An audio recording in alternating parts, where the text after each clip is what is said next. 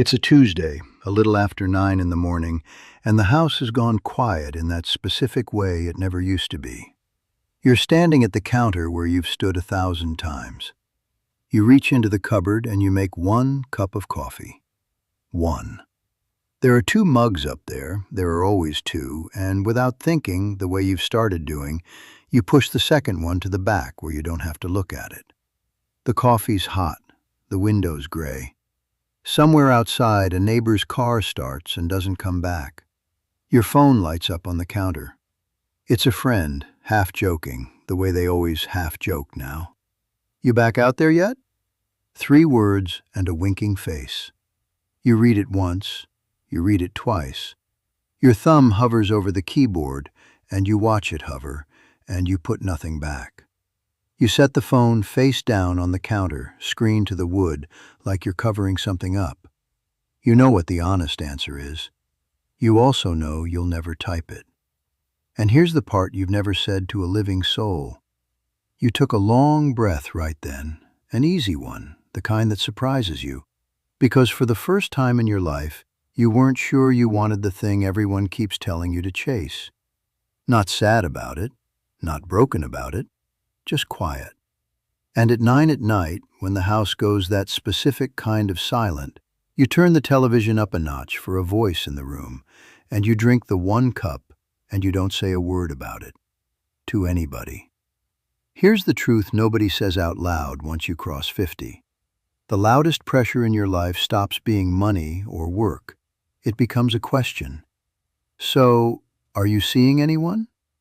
And under that question is a verdict you were taught to fear your whole life, that a man alone is a man who failed at something. They told you to push past it, to get back out there, to fix it.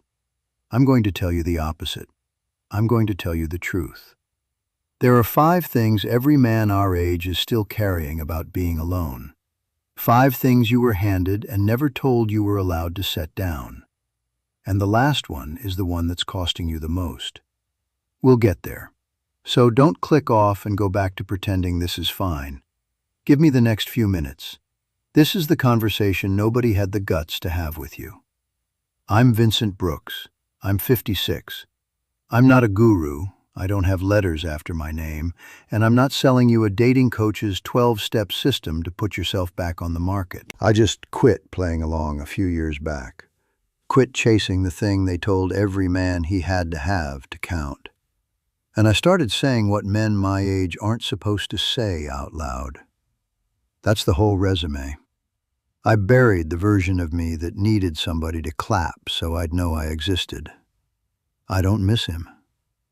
By the end of this, you'll see the 5 things quietly stealing the good years you've got left, and the one simple shift that hands them back, starting today. The last one's going to sting. That's the one that frees you. Took me 50 years to stop being the man who needed the applause. I'm not going to let it take you that long. Most of what's weighing you down about being alone, you didn't choose it. It was handed to you. There's a script, and this one's older than all of us. It says a man is only whole when a woman has chosen him. Half a person, walking around, waiting for the missing half to show up and complete the math. You've carried that since you were a boy. Nobody ever asked you if you agreed to it. They just enrolled you. Now ask who profits from that math. The whole pairing off culture. Every app on your phone monetizing the exact loneliness it promised to cure. The comparison economy that needs you anxious at the next table when a couple your age laughs, so you'll keep auditioning, keep performing, keep buying the cure for a wound they sold you in the first place. A man who feels incomplete is a man who keeps reaching for his wallet. That's not an accident. That's the business model. So I want you on the right side of this. The enemy is not the people in your life. The enemy is not love. Keep the love, all of it. The enemy is the obligation. The script that says you don't count as a man until somebody puts a ring on it. Hate that. Hate the contract, not the person who handed it to you, because they were sold the same lie. And here's the thing the script never wants you to do: the math. Count it honestly. How many years of your one remaining stretch do you want to spend performing a relationship for an audience of people who won't even be at your funeral? The summers are a number now. The number's smaller than you let yourself think. That clock isn't here to scare you. It's the thing telling you to stop wasting what's left. Because the question was never, will somebody be in the room when I'm old? That's the question they handed you so you'd keep auditioning. The real one, the one you can't unhear now, is this: did I spend the years I had left performing, or did I spend them living? Once you hear it that way, you can't go back to the other question. You can't unhear it now. Good. Let's walk it. Let's start gentle. You've still got the dating apps installed, but you don't open them. You haven't in months. They sit on the third screen of your phone like a porch light you leave on, not because you're expecting anyone, but because turning it off would mean admitting something out loud. Every so often your thumb drifts near the icon, and then it doesn't, and you tell yourself you'll get to it. You won't. And some quiet part of you already knows you won't, and is relieved. I knew a man, call him Tom, 59. After his divorce, he installed every app there was, kept them 2 full years, never opened a single one. He told me once it was like leaving the porch light burning for a guest he knew wasn't coming. He just wanted to know the door still worked. 2 years of that light. Not one knock he actually wanted. And the day he finally deleted them, he said the strangest thing happened.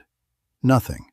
No grief, no panic, just a little more room on the screen and a little more honesty in the man holding it. 2 years he paid rent on a door nobody was coming through. The day he stopped paying, the world didn't end. It just got quieter, and the quiet stopped feeling like a threat. You've got your own version of that light. Maybe it's the apps. Maybe it's a profile you haven't touched, a number you keep but never dial, a maybe someday you say out loud at parties so nobody worries. It costs you something to keep it burning. Not money, honesty. Every day that light stays on is a day you tell yourself a small lie about what you actually want now. Here's the flip. Keeping the door open just in case isn't hope. It's a tax you pay to a script that says wanting the thing is mandatory. You don't have to want it. A porch light isn't an invitation. Sometimes it's just proof you're still home. And you're allowed to be home, alone, on purpose, with the door shut and the bolt thrown, and not one apology owed to anybody. You're not closed off for not opening the app. You're not bitter. You were trained to believe the wanting was compulsory. It isn't. Seeing that is the win. Leave the light on or turn it off. Your call now, not theirs. Put it down. That one's the warm-up. The next one confuses men the most, because they've been using one word for 2 completely different countries. Here's one nobody ever sat you down and explained. You've used the word lonely for so long that you can't always tell anymore which one you're actually in. It's 9 at night, the house goes that specific quiet. You turn the television up for a voice, and you call that loneliness. But some mornings you've got the whole place to yourself. The coffee's hot, nobody to perform for, and it feels like the first deep breath in years. Same solitude, 2 completely different feelings. And nobody ever told you they were 2 different things. Let me tell you about Gary, 57, married 31 years. By every box on the script, Gary won. He had the partner, the photos, the table that's never empty. And Gary is the loneliest man I know. I've watched them pass the salt like 2 strangers in a waiting room, 2 people who ran out of things to say a decade ago and never told a soul about it. 31 years at one table, strangers passing the salt. So don't let anybody tell you a ring is the cure. Gary's got the ring. Gary's still cold. He's not single, he's just lonely with a witness. And a witness doesn't warm the bed, it just makes the cold harder to lie about. That's what nobody warned you. You can do everything they told you and still end up frozen at your own kitchen table. So here's the truth they kept from you. Solitude and loneliness are not the same animal. One you choose, the other chooses you. Solitude is a country, loneliness is a prison. Don't confuse the map. You can be married and locked in the prison. You can be alone and standing in the open country, free, with the whole horizon yours. The question was never whether someone's in the room. It's whether you're at peace in it. You're not lonely just because you're alone. You were taught those were the same words so you'd be scared of the quiet. They're not. Quiet isn't the enemy. Pretending is. Seeing the difference is the win. Stand in the country. Stop fearing it. And the years you've got left? Better spent in the country than the prison. There's no later coming to fix it for you. But here's where men start fighting me, because the next one's about the thing they reached for to fix the quiet, the thing they grabbed in the dark to make the silence stop, and how it made everything worse. You've thought about it late at night. Maybe you've already done it. Let's talk about it honestly, the way nobody ever did with you. Here's the move you've at least thought about, even if you won't admit it. The house gets too quiet. The math gets too loud. And you think, maybe I just need somebody. Anybody. Fill the chair. Kill the silence. Prove to the friend with the winking text that you're back out there. You don't even want her. You want the quiet to stop. You want the question to stop. And you've caught yourself, late at night, half ready to audition for a part, just so nobody asks again. Don't click off and tell yourself this one's not about you. Ray, 56.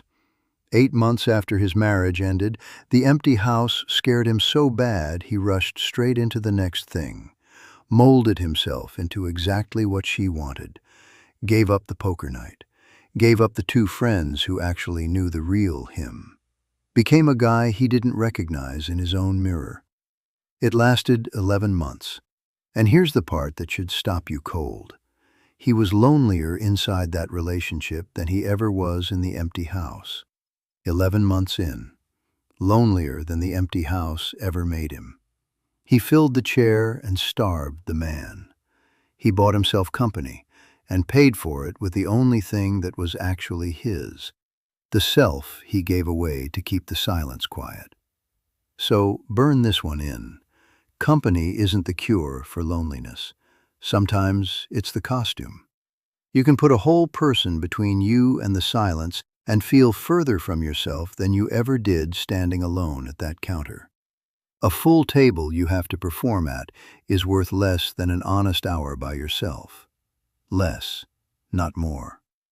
The costume keeps you warm and keeps you a stranger to your own face at the same time.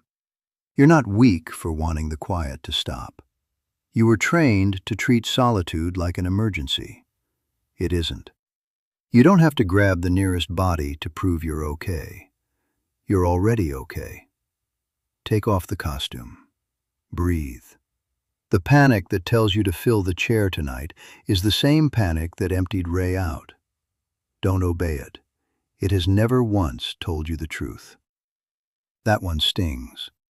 The next one cuts deeper, because it's not about the chair at all.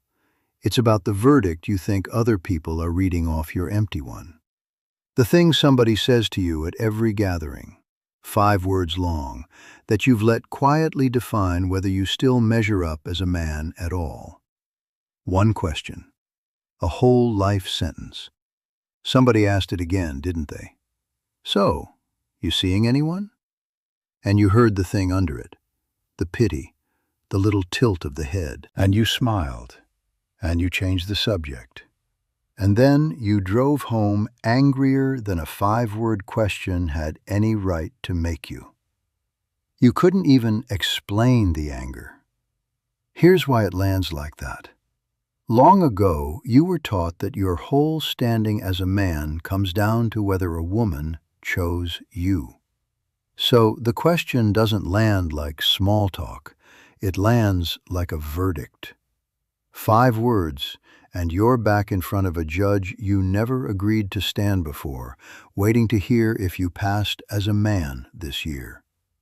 That's a lifetime of training doing exactly what it was built to do. They taught you to fear that question so you'd never stop answering it. Phil, 55. Decent man. Phil kept saying yes to every setup his coworkers threw at him, not because he wanted any of those women, but because "I've got a date Friday" was the only sentence that made the question stop.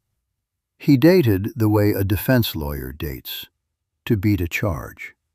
A dozen dinners, and not one of them was his idea. He told me once he couldn't remember a single thing any of those women said because he wasn't on a date. He was producing evidence that he wasn't a failure. A dozen dinners, not one of them his idea. Phil wasn't dating, he was building an alibi. And the whole time, the only person he was trying to convince was himself, and the jury in his own head never once returned a verdict he could live with.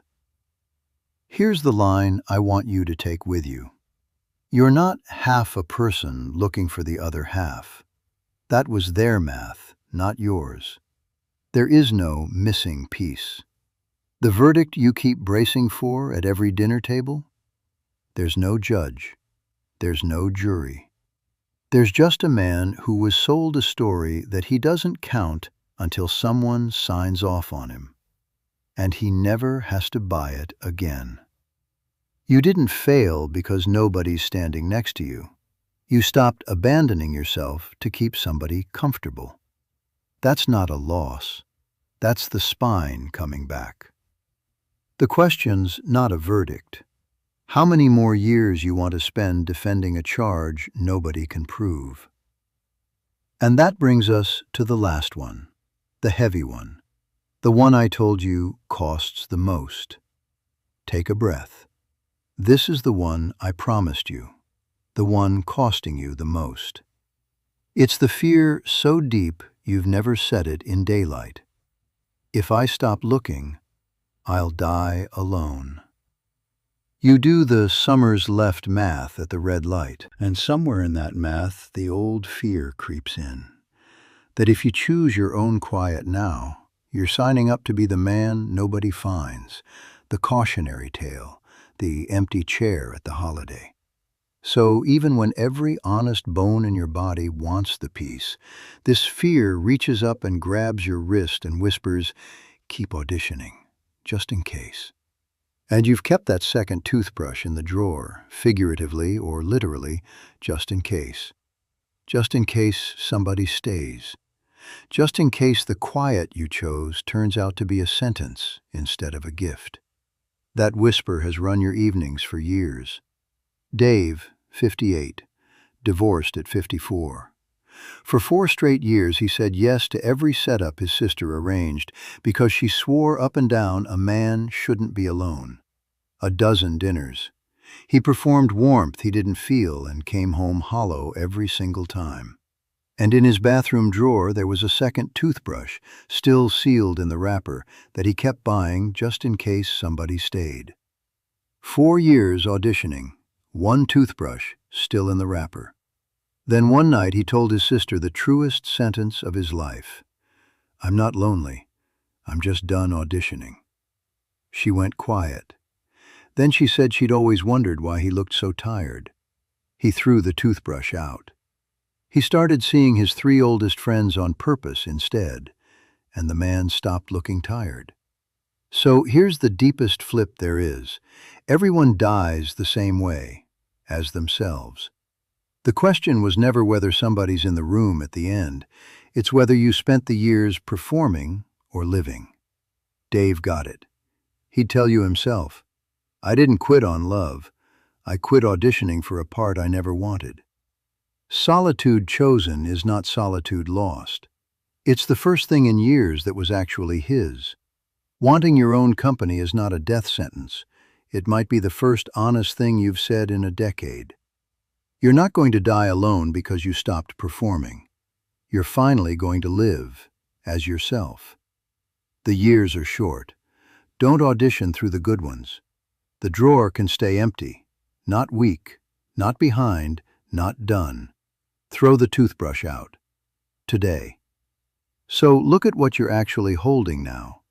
The porch light you can finally turn off. The two countries you learned to tell apart, solitude and loneliness. The costume you don't have to wear. The verdict that was never a verdict. And the fear under all of it, that choosing yourself means dying alone. 5 things. 5 weights you were handed and told to carry as if they were yours, and they all collapse into one. Every single one of them was you trying to outrun being alone, because somebody convinced you that alone was the worst thing a man could be. It isn't. Here's the whole philosophy, and it fits on a coaster. Stop spending the years you've got left proving you're not alone, and start spending them being honestly, fully yourself, with the people you actually love, in the quiet you actually wanted. Keep the love. Burn the obligation. A life with real people in it beats a life spent proving you're not lonely every day of the week. You don't need a witness to be whole. You need to quit performing long enough to find out you already are. You spent decades auditioning for a part that was never going to make you happy. The part is over. The theater's empty. And you can finally hear yourself think. That script, a man's only whole when a woman's chosen him, it was never built to make you happy. It was built to keep you reaching for your wallet, reaching for the app, reaching for the next dinner you didn't want.